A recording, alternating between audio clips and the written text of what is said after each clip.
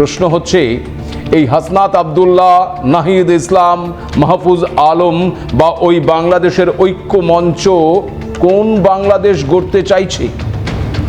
এক নয়াতন্ত্রের বাংলাদেশ, মৌলবাদের বাংলাদেশ, জঙ্গিবাদের বাংলাদেশ, নাকি গণতান্ত্রিক বাংলাদেশ?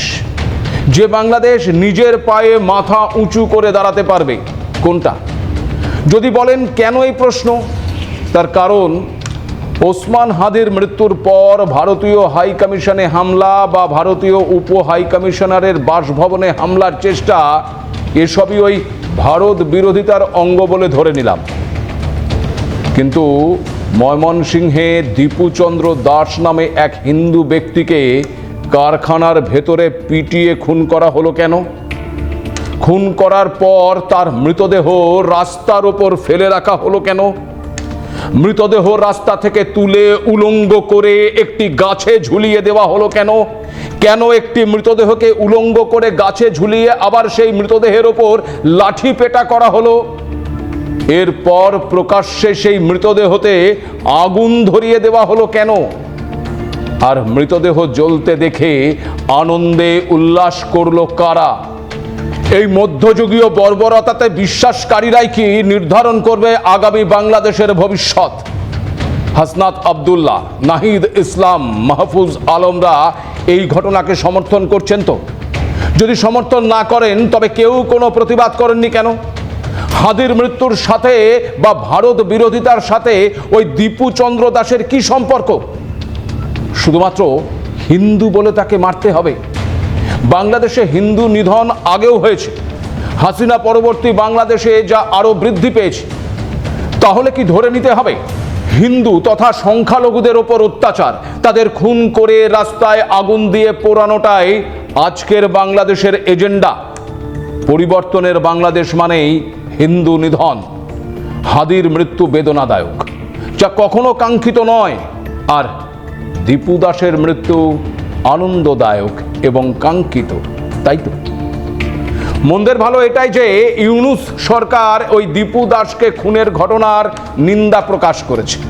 বিবৃতিতে জানিয়েছে নতুন বাংলাদেশে এই ধরনের সহিংসতার ঘটনা কোনো স্থান পাবে না। আমি বিশ্বাস করি না যে বাংলাদেশের আম জনতার সবাই দীপু দাসের এই নির্মম হত্যাকে সমর্থন করে, কিন্তু তারা প্রকাশ্যে তা বলতে ভয় পায়, প্রতিক্রিয়া জানাতে ভয় পায়, প্রতিবাদ করতে ভয় পায়। প্রশ্ন এটাও যে বাংলাদেশের আম জনতা ভয় পাচ্ছে কেন? বাংলাদেশে তবে কি বাক স্বাধীনতাও নেই?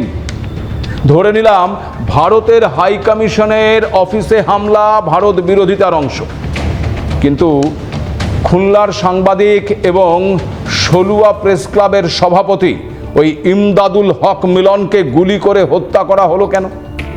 হাদির মৃত্যুর প্রতিবাদের মাঝেই বৃহস্পতিবার রাতে সলুয়া বাজারের মধ্যে গুলি করা হয় ওই ইমদাদুল হক মিলনকে।